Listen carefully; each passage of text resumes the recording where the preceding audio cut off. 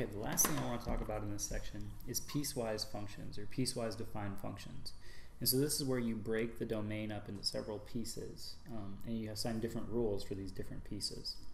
And so there's a three-step process for plotting these functions. You can first draw a vertical line in pencil where the domain changes, and you'll see that coming from these rules right here. And then you'll plot both graphs lightly in pencil for the two different rules, and then finally you'll erase the part on each side of the dotted line that is outside the function's domain. Okay, so here's the important part. This is saying that at x equals 1, we're going to change our rule. Okay, so I'm going to draw a dotted line at x equals 1, and that's to remind me that I'm changing the rule when x is less than 1 and when x is greater than 1. Okay? Now, when x is less than 1, I want to follow the rule that f of x should be negative x plus 3. So I'm saying that when x is less than positive 1, so on this interval right here, I should be following this blue rule, which is the line negative x plus 3. Well, that would be, I can graph that by doing the y-intercept, which is 0, 3, and then using slope negative 1. Okay, so this is the rule to the left of 1, or when x is less than 1. This is negative x plus 3. And I could continue that on this way too.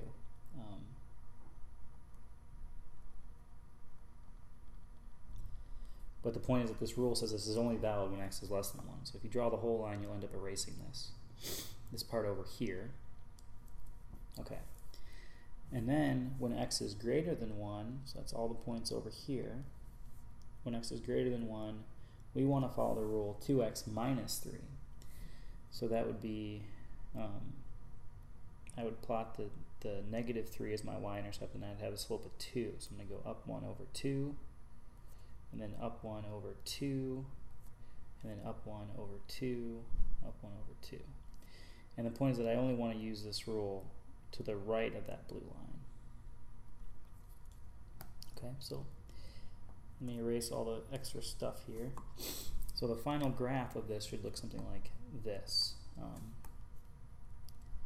I have the light blue graph when x is less than 1, and I have the red graph when x is greater than or equal to 1. So let me do one more thing. I should be filling in this point right here, because I want to use the rule 2x minus 3 when x is greater than or equal to 1.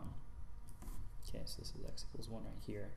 So over in this region to the right, I use the red graph, and when x is less than 1, I use this blue graph. And since there's a strict less than sign there, this is an open dot. Okay. And then the final thing we're asked to do is define f of negative 2 and define f of 1. So when you look at this, f of negative 2, well, negative 2 is less than 1. So I'm going to be using that rule. Or I could go over here and just say, okay, here's negative 2, I go up. This is the point, negative 2, comma 5. So that's negative 2 plus 3. Alright, so I'm using the rule negative x plus 3. That becomes 2 plus 3, or 5. Okay? So that's f of negative 2 is 5. And then f of 1 is, well, that's greater than or equal to 1, so now I'm going to use this rule. So I need to do 2 times x minus 3, and I'm plugging in x equals 1 there. So that is 2 minus 3 equals negative 1.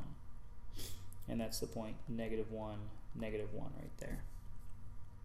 Okay, that's all there is to plotting piecewise defined functions.